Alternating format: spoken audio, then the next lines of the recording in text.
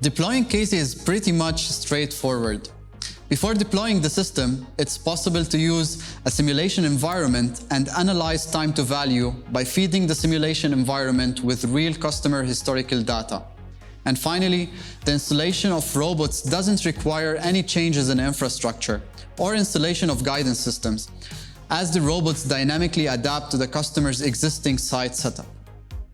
And for this reason, the 𝐞𝐶 solution can be deployed within days. At the same time, any follow-up expansion of the fleet with additional robots can be done on the fly. 𝐞𝐶 will effortlessly integrate with different WMS systems, picker smart devices, and automatic doors, thanks to our open and standardized APIs.